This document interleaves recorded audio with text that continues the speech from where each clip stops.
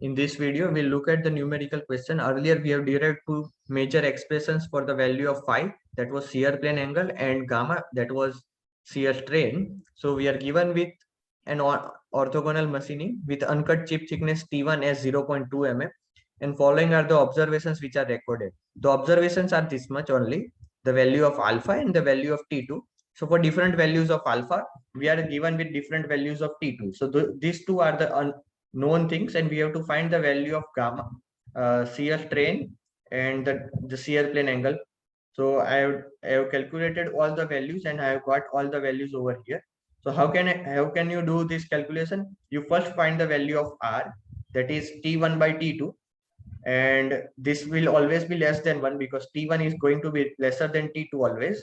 So you get the values of R, you have the value of alpha directly, and from R and alpha value you can get the values of phi, and from the value of phi and alpha you can get the value of shear strain. So from the two angles we get shear strain, and from the value of R and alpha, from the value of R and alpha we get the value of shear plane angle. So that's the point. Now the conclusions regarding this will be, uh, we plot the value of alpha and phi with respect to each other.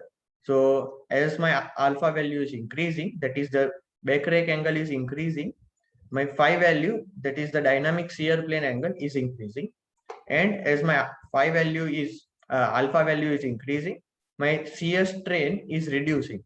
So those are the two major conclusions. Phi increase with alpha and shear strain decreases with alpha. And we'll stop over here. So these are just the conclusions which we have made till what we have done. The tan phi relation, R value, the shear strain value, the rake angle we have understood, and shear plane angle we have understood. The one major thing will be the friction which is between the chip and the tool surface. So I'm showing you that tool is over here and the chip is flowing on it.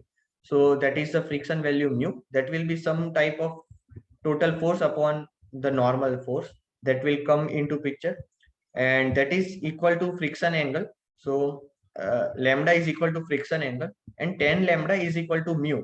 So we'll introduce this later when it is required. So in the next video we'll start with the analysis of the cutting forces which are involved during the orthogonal machining. Thank you.